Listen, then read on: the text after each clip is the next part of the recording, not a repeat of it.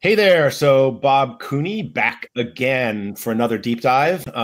This is our fourth in an ongoing series of deep dive webinars with some of the who I think are the most interesting people that I want to spend my time talking to in the VR, AR, location-based entertainment industry.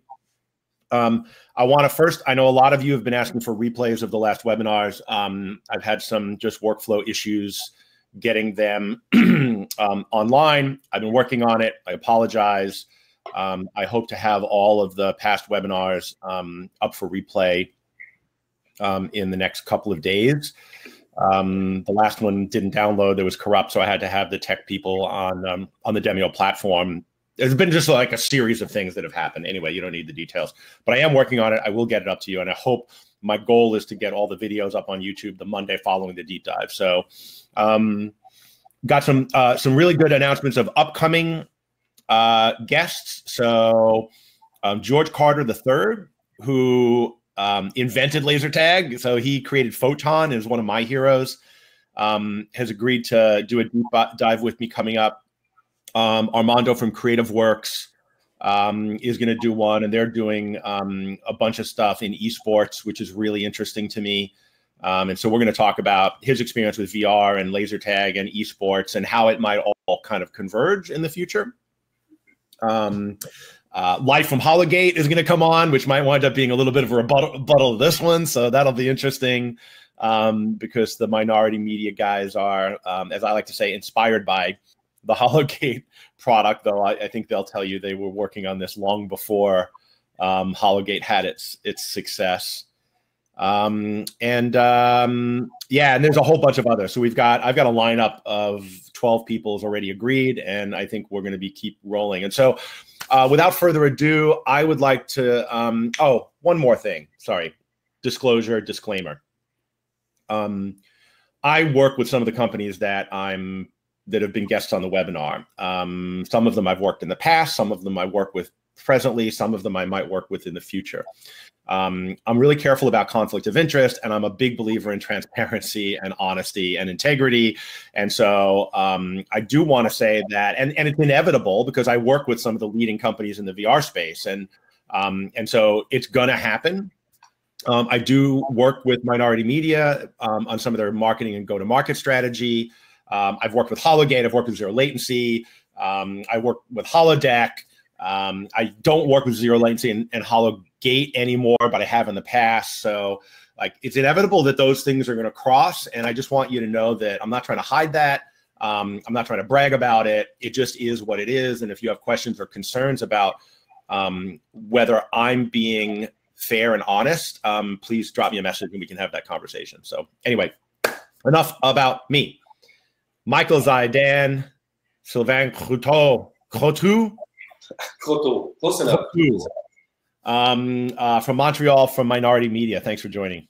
No problem. We were just noticing while we were waiting that we're really representing Canada in our plaid outfits. And it's minus 13 Celsius, minus 13 Fahrenheit outside.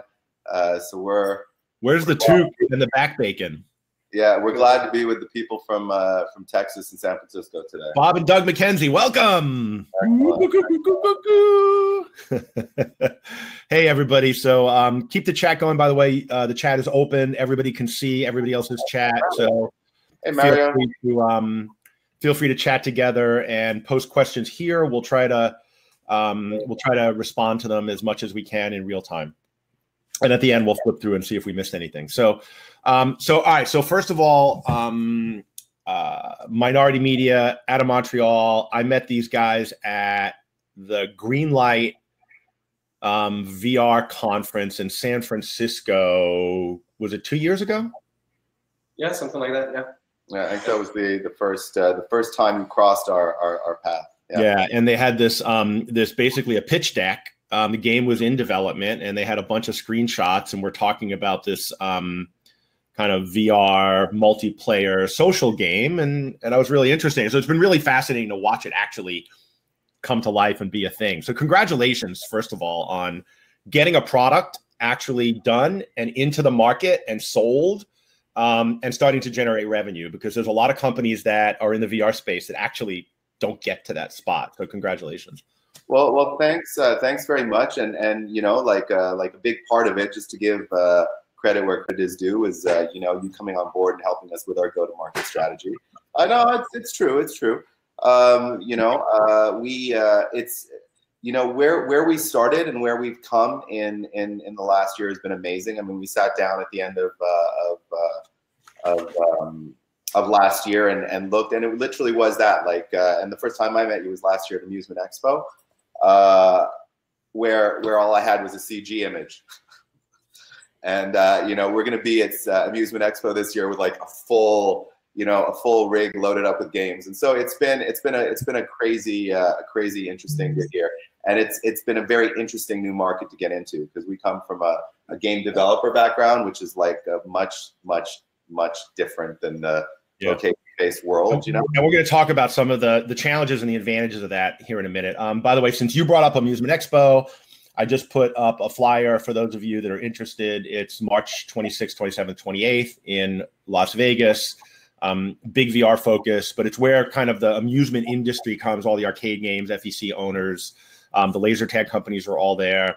And I've been working for the last 2 years to bring the VR community into that community to cross-pollinate. So there'll be a lot of product on display. And on the 26th, we will have a full-day education summit and fill the panels and speakers, and it's going to be really amazing. So download that and come to Vegas. So look, I want to start. You guys have there's a video, trailer video. I just want to start with that for people who aren't familiar with the product and the solution. I thought we could just start by showing a quick video. So let's see how this works.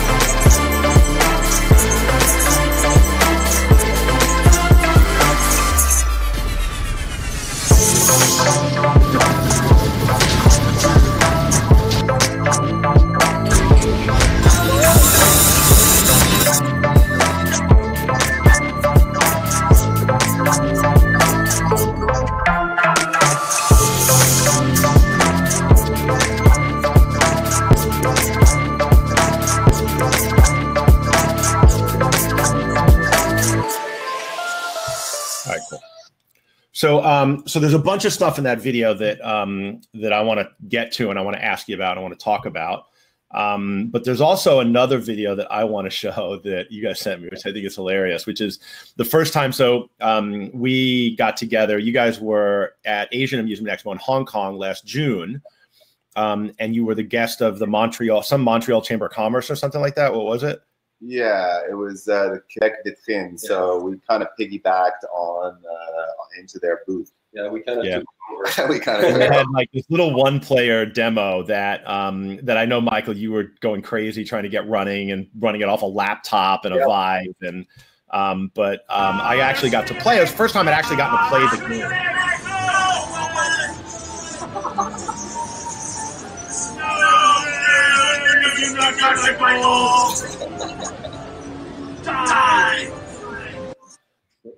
So I guess I was actually getting into it. So that's the problem with immersion. And one of the cool things about VR as a spectation event is we can make fools of ourselves, and people get to take video. And crowd around you too. By the end, I think the entire show was just watching you play. The old fat guy screaming at robots for stealing my gold. So yeah, thanks for taking that and putting it on YouTube. Really happy to share that. And so, look, so let's talk about some of the things. First of all, let's talk about the background and the game developer. Talk about the team a little bit, because you guys came from consumer games, right? And there's a lot of consumer game companies now that are moving into VR or have moved into VR, and then they were like, "Ah, fuck, VR's not happening. Let's move into location-based VR." And so, talk about some of the advantages and the challenges that you've kind of seen in making that transition.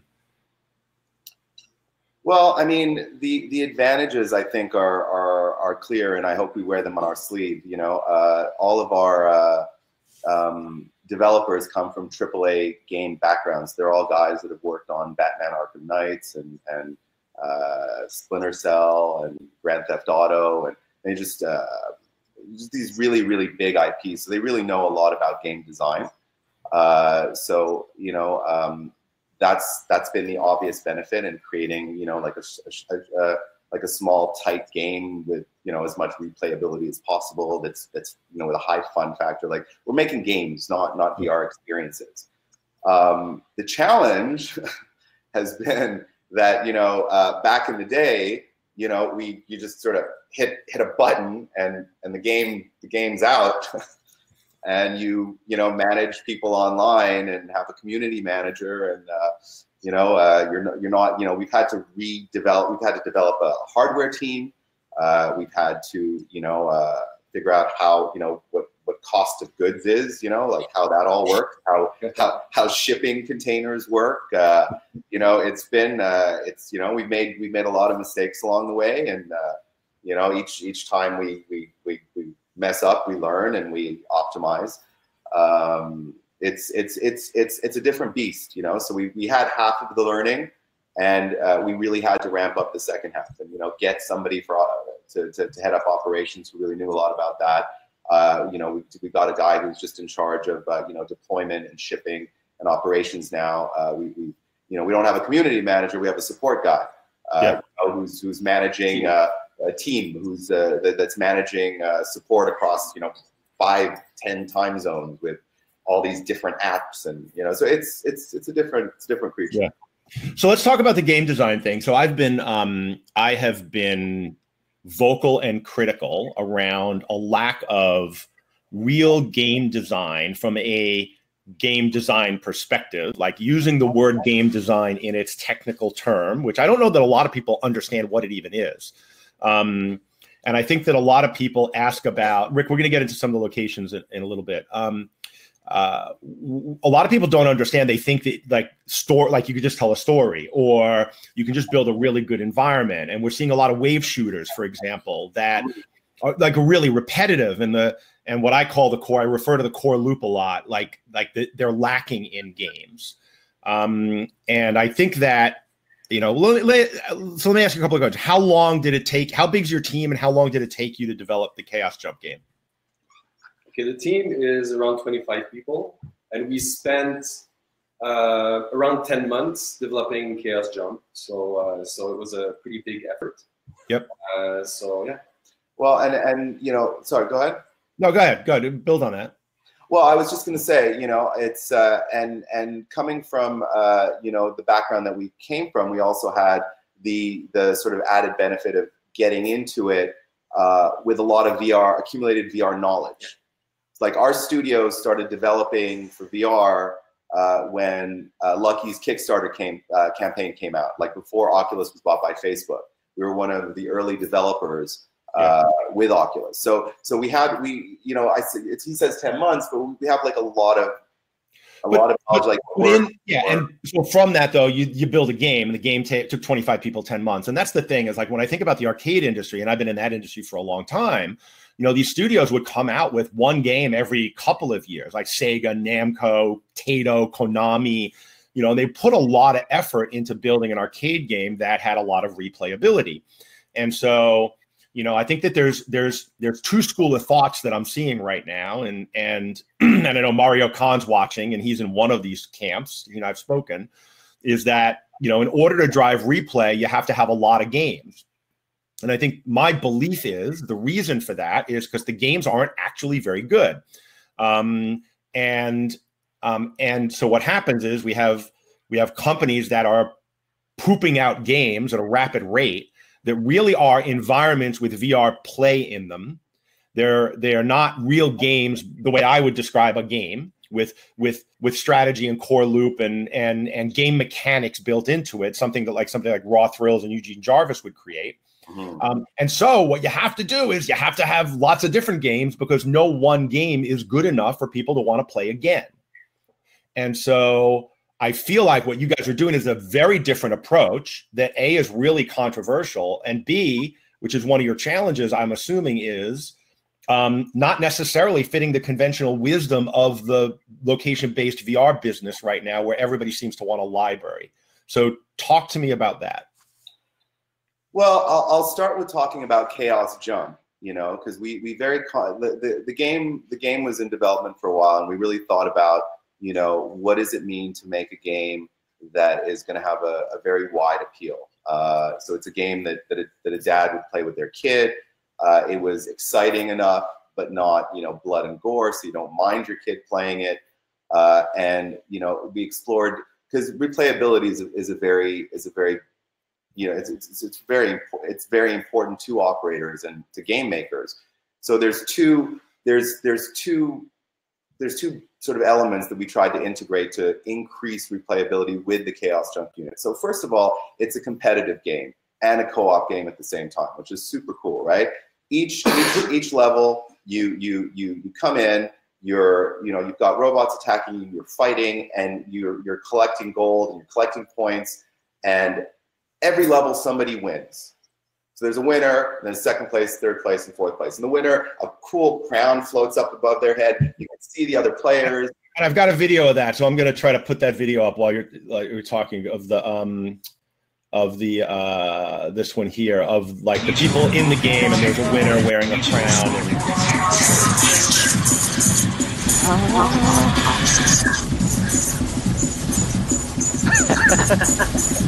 So this is the end where they're actually all shooting each other, right? Which is, they're not supposed to be. People like to shoot each other.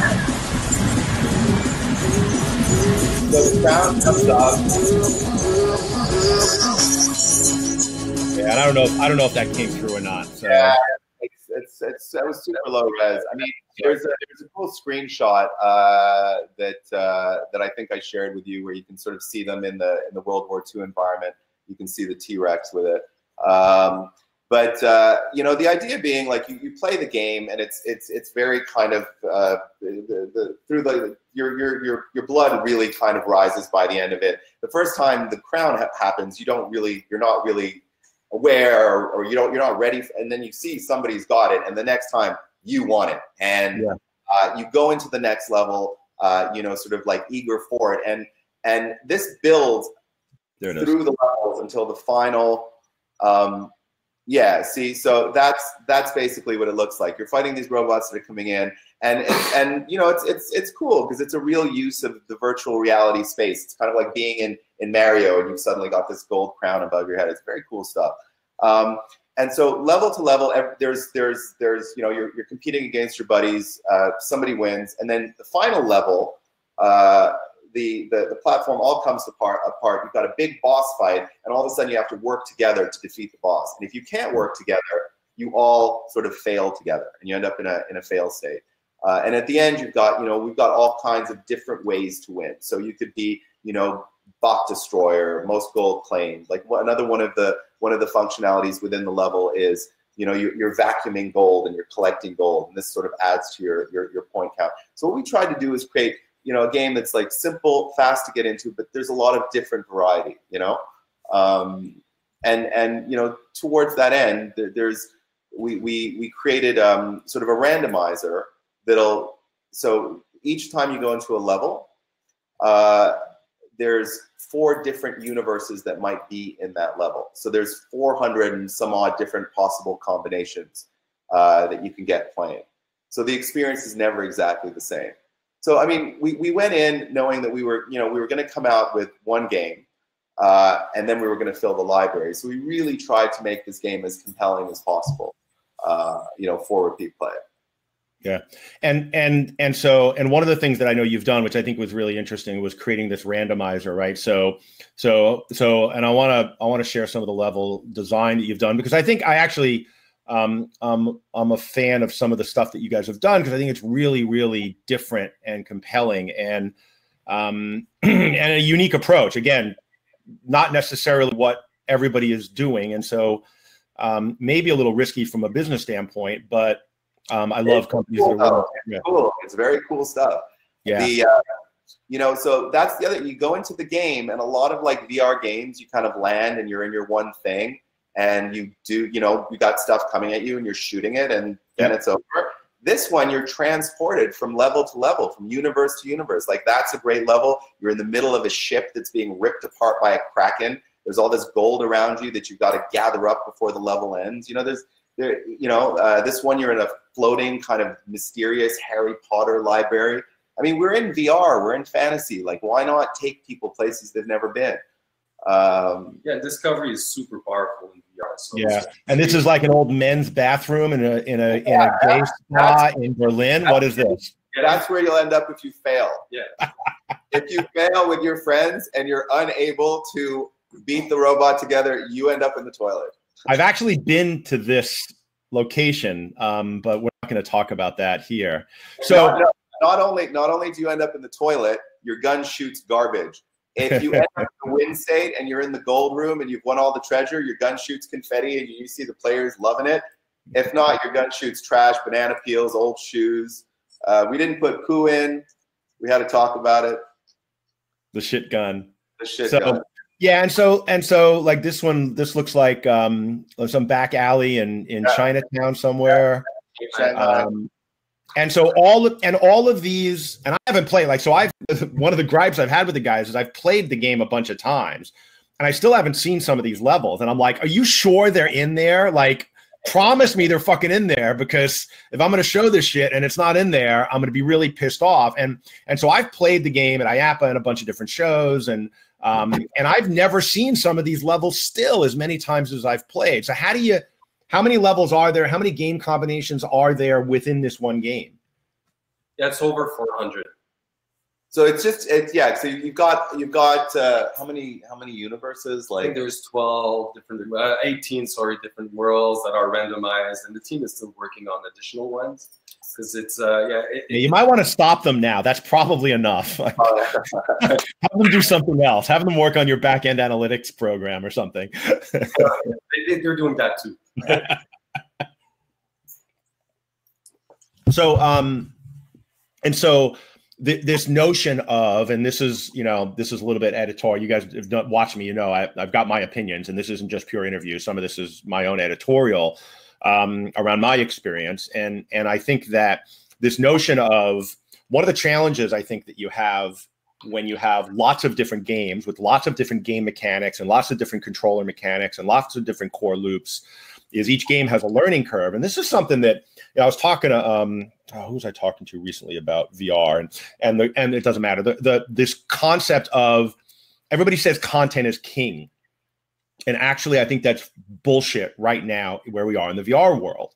I think people are playing VR because it's VR and it's cool and they want to know what it is and it's curious and it's kind of a new demonstrable technology that people can get in and have fun with. And and I'm playing a lot of VR, as you guys know, and like I just did The Void recently in Santa Monica and did Star Wars for a second time and Wreck Ralph back to back. And I left and I was like none of those games do I want to play again. And because I know it's going to be the same experience, and none of the games were really good enough. And if it wasn't in VR, nobody would play any of this shit. Like most of the stuff that I see in VR would never last a day on a fucking console or a mobile platform or in an arcade cabinet. It would never get out of the lab. And so this idea of giving people a game where you have the same game mechanics, the same core loop, but lots of variety to drive replay, I think is at the core of the amusement industry's success. And I hope operators get that, because I actually don't believe personally that a giant library of crappy games, and I'm not saying all the games are crappy, but a lot of them are, is actually the way the amusement industry has built itself to success. That's my 2 cents worth. Well, I mean, my thoughts on that are that, and we really looked at the amusement industry coming into it, and really, as we focused on this one game that, and we were building out our library. We've got another game coming out in March, then we've got a whole series set out for this year. But I think we were looking at the amusement industry and seeing that consoles or platforms weren't really what the amusement industry does. But I think that public perception, to Johnny's point when he was talking about about the app store that they're building. Yep. Is something that people are just used to. People have this idea in their head, like Netflix or the Sony store, whatever. I want my collection of stuff.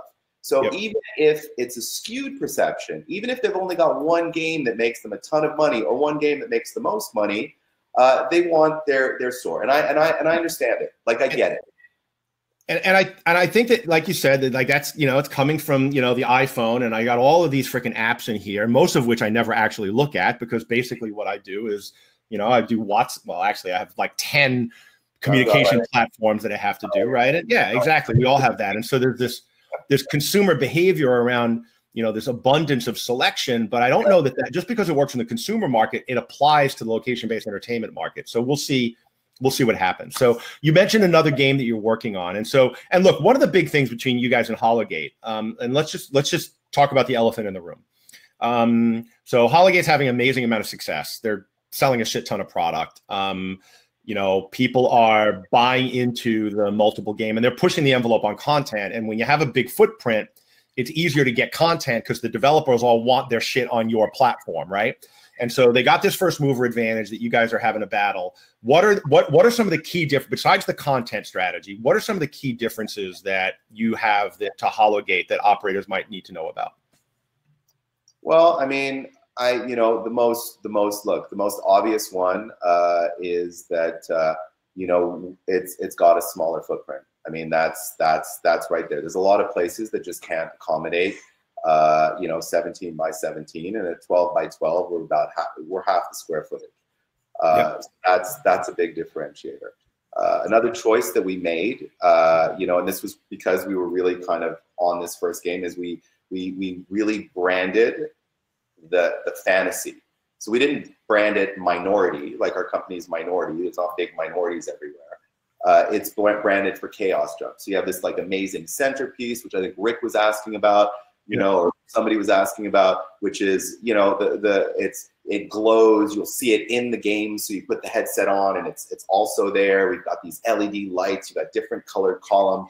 I want to hit on the thing that it's there. Like this notion of pulling the physical into the virtual world was really clever, and I haven't seen a lot of that yet. Where there's some companies doing it from a haptic standpoint where you feel it, right? But what you've done is you've got that centerpiece. And then when you get into the game, that centerpiece is there represented in VR. And it's a really cool way of that transition into the immersive environment that I think deepens and quickens the immersion. I think it was really clever, and I don't know if you did it on purpose, but yeah, no, really there was a lot of really cool experiments that were happening at the time with remember that cool Guinness commercial where they put the guy in VR and he's like in this bar in VR, and then they actually build the goddamn bar around him. Oh yeah. And it's there, and his brain just goes. So we were looking at stuff like that, and what would be an interesting way to sort of really brand the experience. If you think of like a lot of games, there's always that kind of very iconic element to the game. Stéphane Carmigiani, our game designer, could probably talk to you more about why he selected that specific shape, because I know there's a reason he selected that shape. We really were trying to get, like that double thing, like something that lures. Like, I'm a fisherman, right? So I'm all about lures. It's all about the lure. Whether you're fly fishing or deep sea, it's all about the lure. So it needed to be something attractive that people would want to, ask questions. I've heard it's not the size of the lure; it's the motion that counts. Exactly. Well, size, sometimes smaller is better. Like that's our rate. Sometimes smaller is better. And we also looked, at what was successful in the market, and it's all about that. It's blingy. There's LEDs on everything. Yeah. And moving into a new market, we needed to look, very closely at the companies that were successful. So that's also part of the reason why we built it, with lights and all that flashy. And this was actually, I think this is the one that I really like. Like, it's just, it looks like an arcade. Like, I don't know what it looks. It's kind of that bright colors, and I think it's got, as we say, really good curb appeal. You posted this one on social media, and I grabbed it, which is I thought was really funny. Talk about this.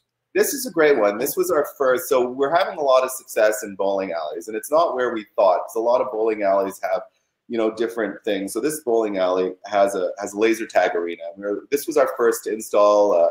Normand Huppé at Bullseye in Montreal, who's been a great partner, and we brought the rig in, and we really expected the laser tag people to just be running to it, but that's not what happened at all. What happened is parents go in with their kids to bowl. Kids don't want to fucking bowl.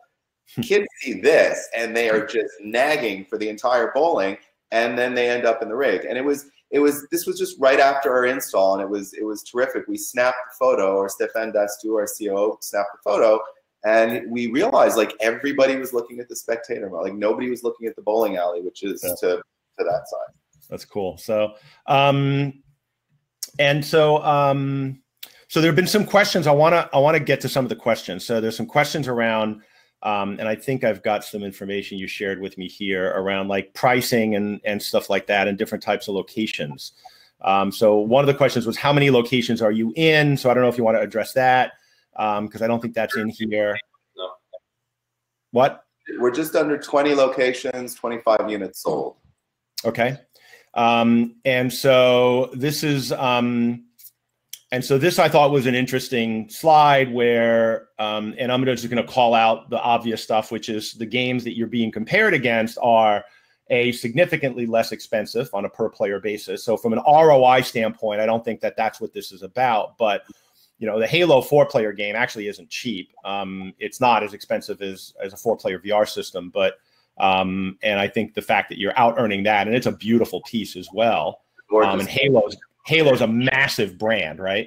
Yeah, exactly. It's an IP. Like it's a huge IP. Like we were really happy to see that number. Yeah. And the Virtual Rabbids is not an inexpensive piece. It's a 2-player piece. I want to say it's 50 or 60 grand. So it's about the same price range.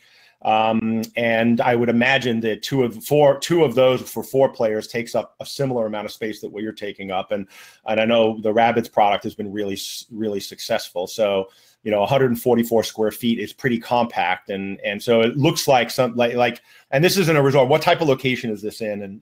And talk about that for a sec. Well, it's in a hotel resort. And I mean, we're quite, so they have a sort of a game area. You know, it's got quite a high throughput. And Kirsten, this slide I think particularly is one location in a hotel resort in the Northeast U.S. So yeah. And it was yes, this is one location in the Northeast United States. It's a hotel resort that might be run by a guy I know named George. So I said it, you didn't. I didn't say it. So yeah, so we were quite happy to see these numbers, because I mean, like you said, I mean, there's, you know, Virtual Rabbids, you know, everything you've said about all of these things are completely true. The thing that's really interesting to me about this is that out of all of these machines, we're the only ones that don't have a giant IP or an IP that had money pumped through it. Which I think that's a really good point. You know, even Virtual Rabbids, which isn't, you know, like some people like the Rabbids, some people don't like the Rabbids, but it's an IP that's being pushed and pushed and pushed and pushed. So Chaos Jump is something that's really standing on the legs of its own legs as a game. And this one, my understanding is, and Rick just asked the time period since it's been installed, right? Since you've installed it, which was when did you install this one? Can you say? End of October. End of October.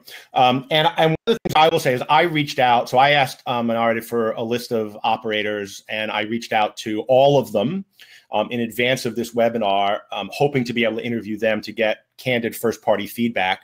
I was only able to connect with one who's operating in a mall. So we'll get to, and some of that was timing, and some of it is people don't like to share information in this industry. Like the operators they like to keep their stuff close to the vest, and it's really hard. And it just so happens that one slide you showed is from a guy who actually does share his information with the whole industry. And so he's really open, and that's why I love him, and that's why everybody loves him. It's really a great thing, because I think that that's the only thing that kind of like you know, democratizes things, gets the spin out of the way, gets like you know, like it gets the big IP out of the way, and it's just like, well, let's just talk about what it's doing. Yeah.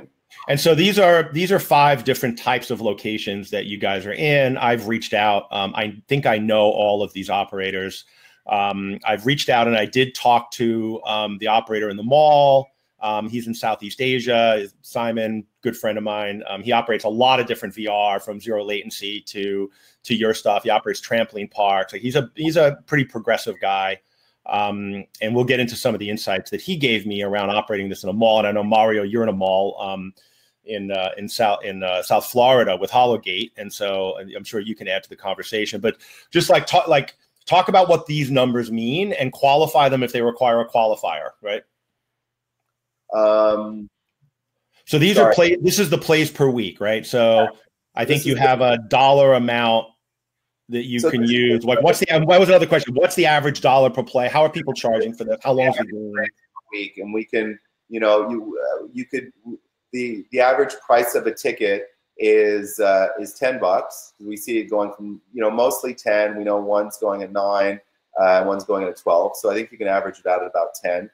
When we say plays, it's individual plays, so it's individual tickets. So at 10, so one play, one round of 4 people is $40, and is 4 plays, right? Cool. And so you could add $10, you could add a 0 to this, and that would give you average weekly revenue.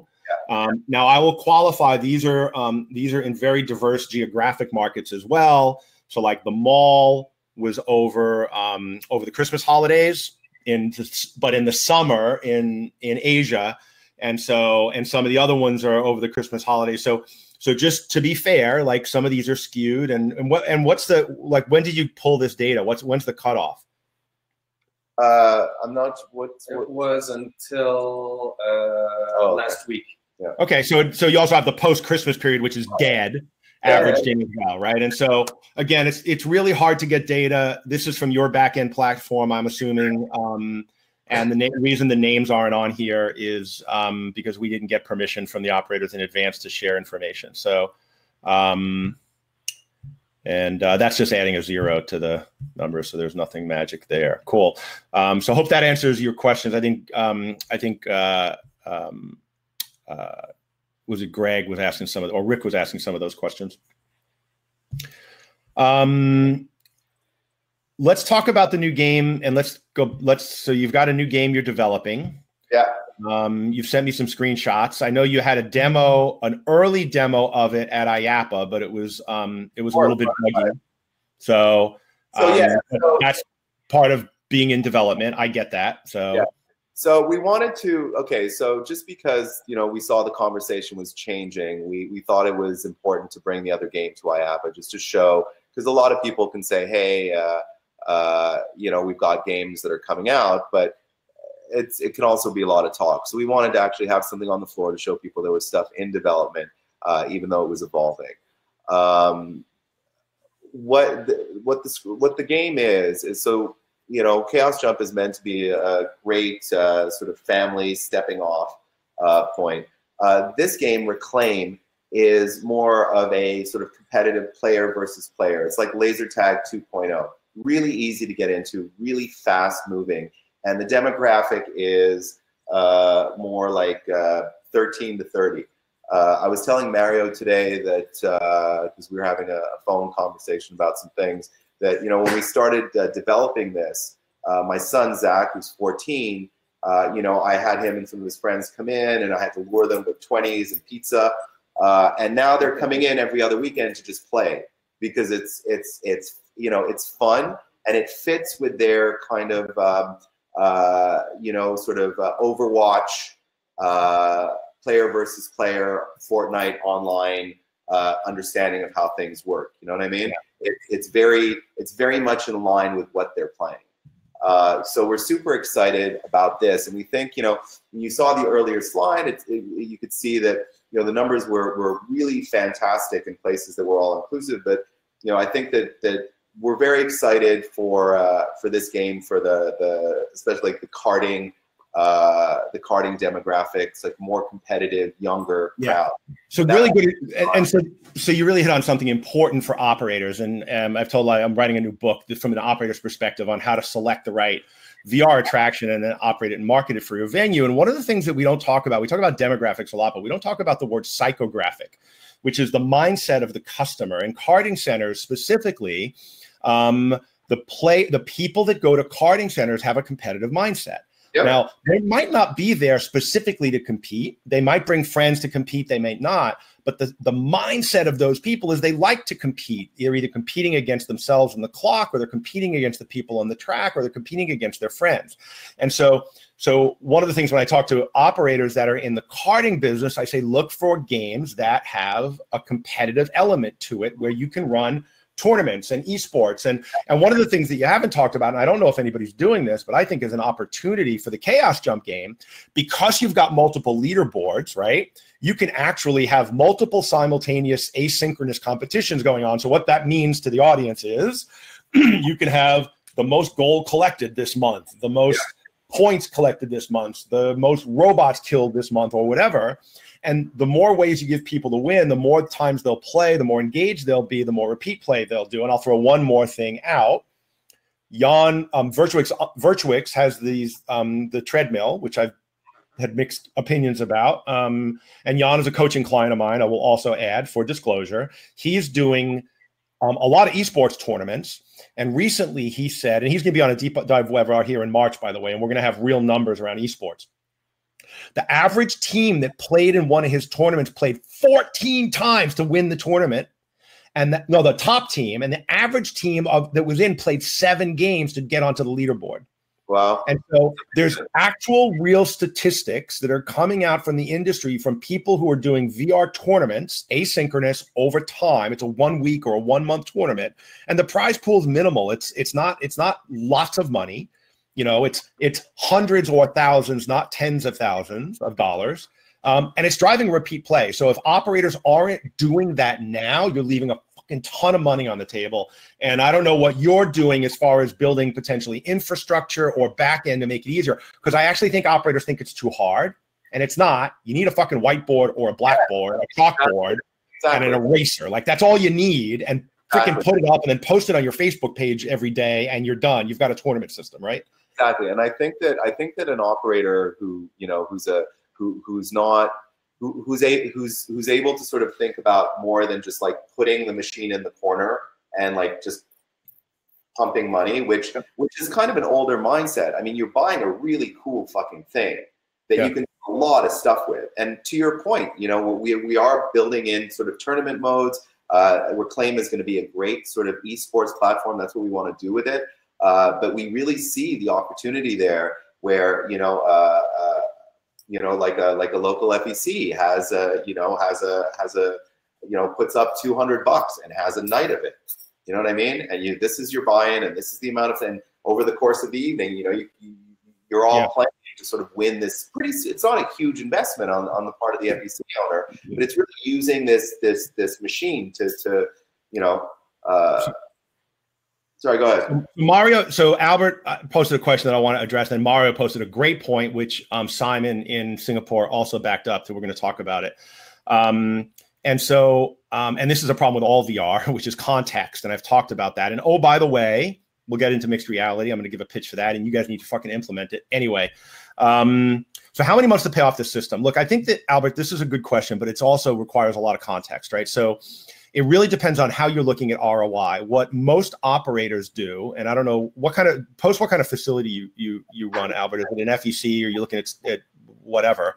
But what a lot of operators in the amusement industry do is they put in a new game and they look at how much money went in that game. And what happens is, and then they figure their ROI in weeks. So I put in a big bass wheel and it earned, it cost me 20 grand and it earned $1,000 a week, and I made my money back in 20 weeks, which is abject horseshit, because all it did was move the money from other games into the new game, and it didn't actually increase the net profitability. So Dave & Buster's has done a great job with their Jurassic World, which now is Dragon Quest or whatever, with their VR attraction, because what they did is they didn't make it part of the play card. They charged $5 a game, and in their public financial statement, and I'm going to try to do a deep dive with Kevin Backus, by the way, and we're going to talk about this issue, is that is that they actually saw accretion to their net earnings per share, measurable net earnings per share increase based on putting VR in their attraction.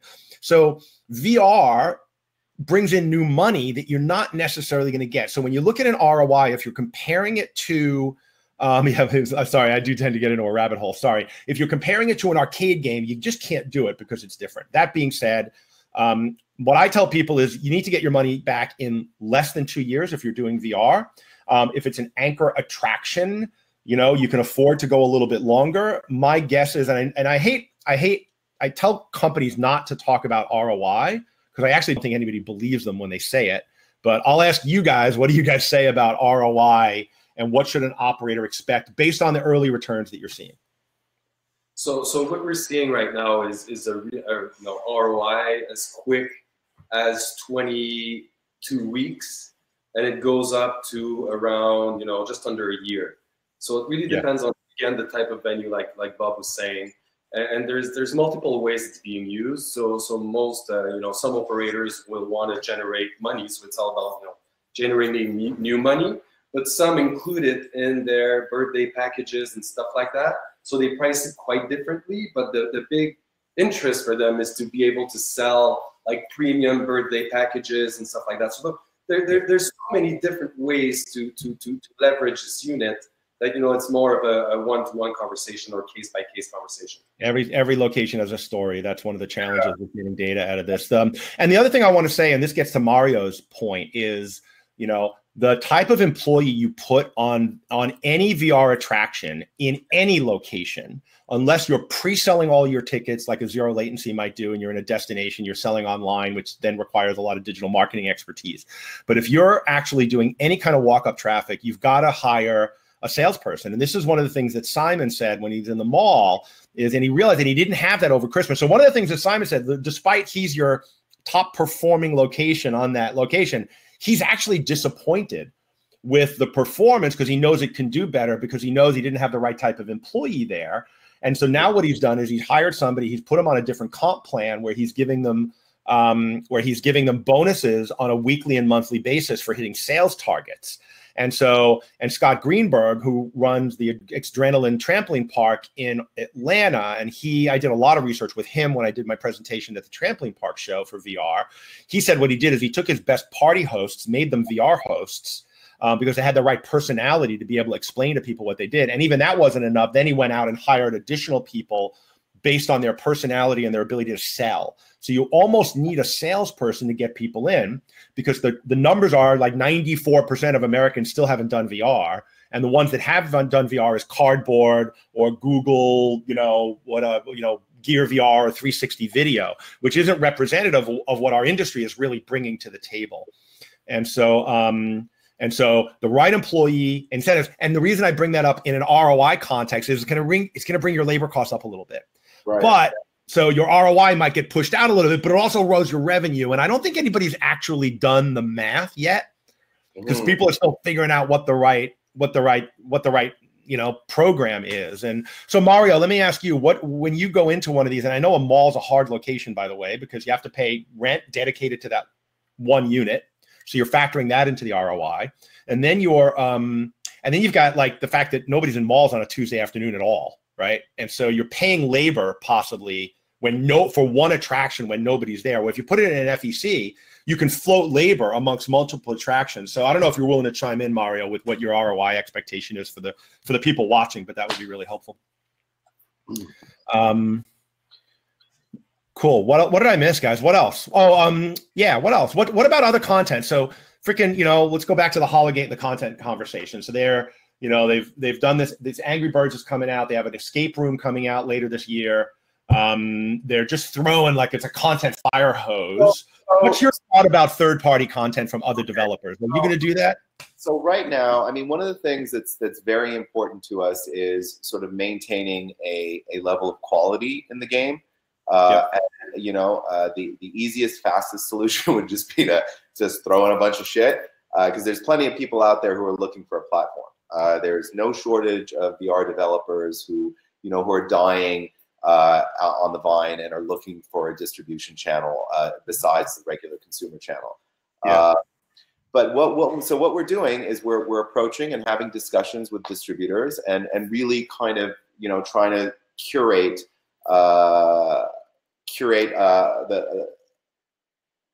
like a great selection that appeals to a very, you know, that speaks to specific demographics.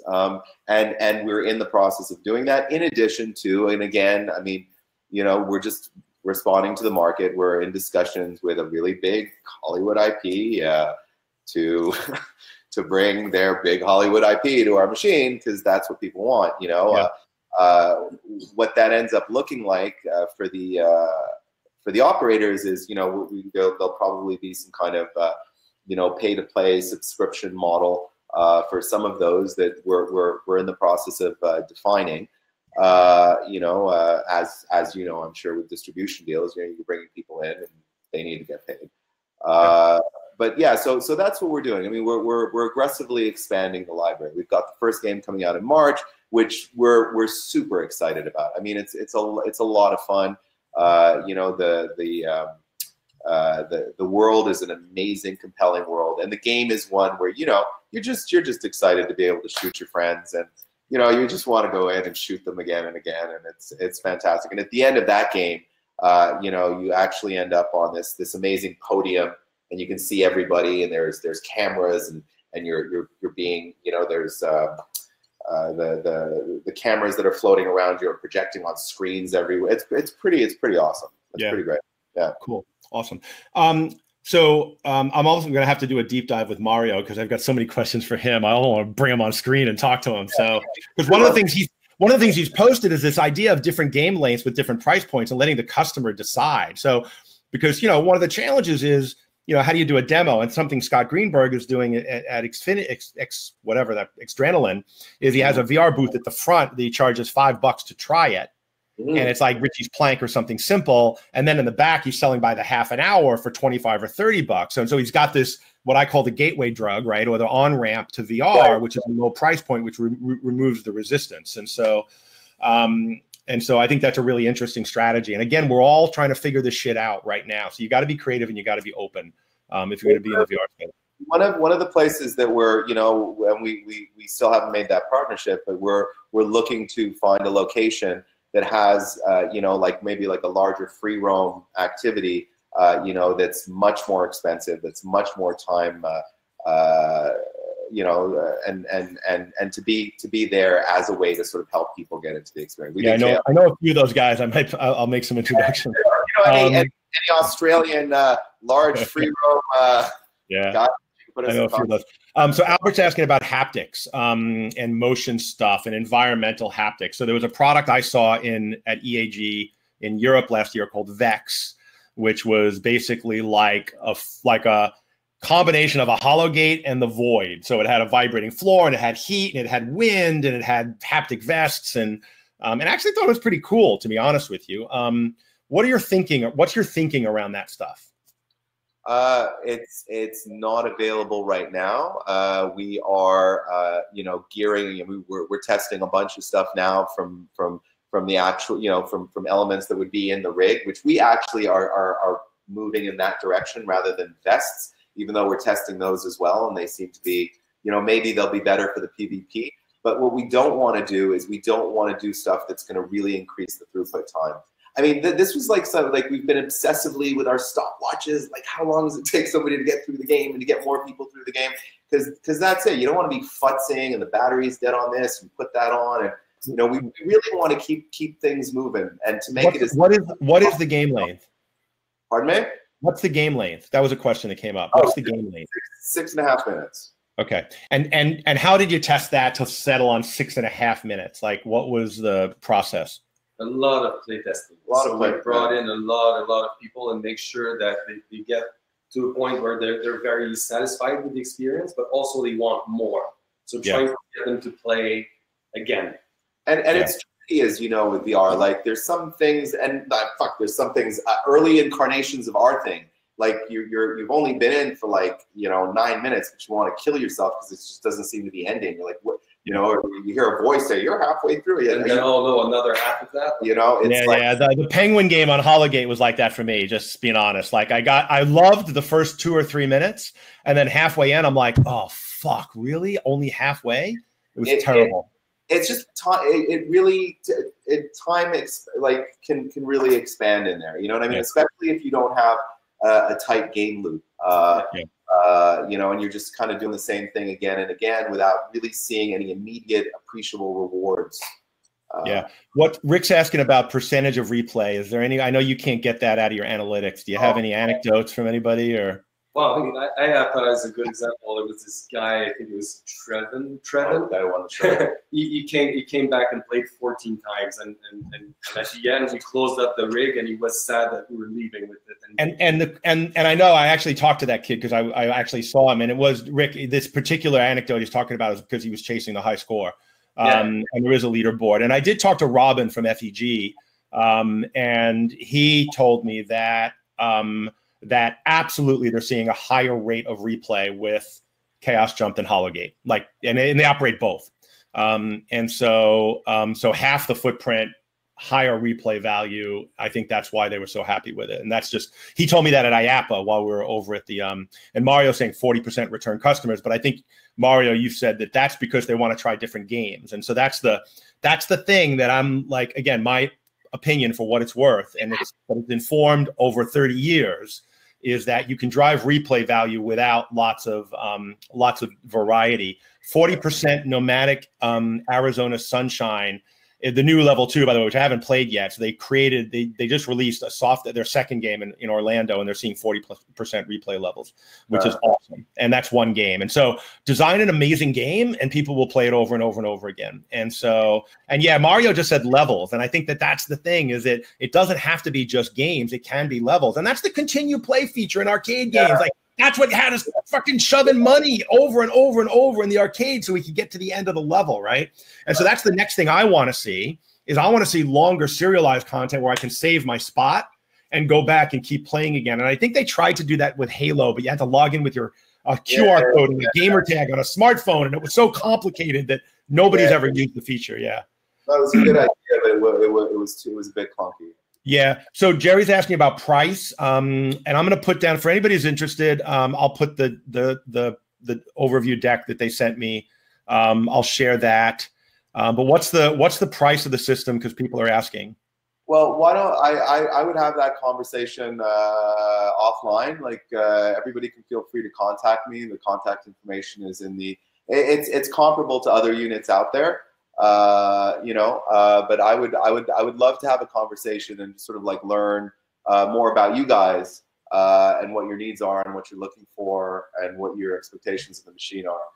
The one thing that I've learned, and the one thing that's been great, and again, we're very young. At some point, maybe I won't be able to talk to all of you, but like right now, it's great. I'm really enjoying the relationship with the partners, figuring out what they want and figuring out as we move forward how to sort of make that a part of our roadmap. So I'd love to speak to any and all of you.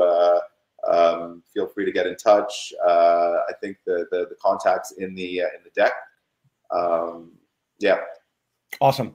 And so I will end with just a shameless plug for some stuff going on in my world. So Amusement Expo, March 26th. If you're on here checking out the competition and you have a solution you're looking to bring to market, I am actually running a combo online and live workshop so it starts the end of February. There's room for 6 companies. It's 10 weeks of online program. There's a live workshop the day before Amusement Expo in Las Vegas, where we're all going to come together for a full day. It's going to be co-facilitated by Kylie Savage from Huddle in Australia and Andre Lawless, who's my marketing genius. He's amazing. So we'll all be there, and Andre's amazing, and Kylie's amazing. So like you're going to get a tremendous amount of value. It's really affordable. I've created this for people who can't afford to work with me directly because I'm fucking expensive, but worth it. But anyway, so if you're looking to bring a product to market, take a look at this workshop. And then again, vrbob@bobcooney.com. Tell me who you want to see on the webinar series. Drop me an email. How do they get in touch with you, Michael? I shot my email.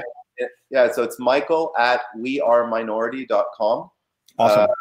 Yeah, Michael at weareminority.com, one word, and get in touch. We'll set up a call and we'll have a chat and sort of figure out how we can get a chaos jump into your location. Awesome. Awesome. Right. And anyway, and there's a link to my book if you're interested. It's on my marketing strategy for how to launch. You could probably use it for locations too. I am writing an operator focus book that'll be out in the spring. But in the meantime, that's available online. That's been an hour. Guys, thank you so much. It was a really fun conversation. I hope everybody got value out of it. Do me a favor, share this. If you like it, fucking share it for me, all right? Put it out on the internet. Share the link. Put it on social. Get more people involved. So I love you guys. I love all of you. And we'll see you next week with a special guest. Talk to you soon. Bye. All right, thanks so much, Bob. Thanks, Cheers. everyone. Okay, bye.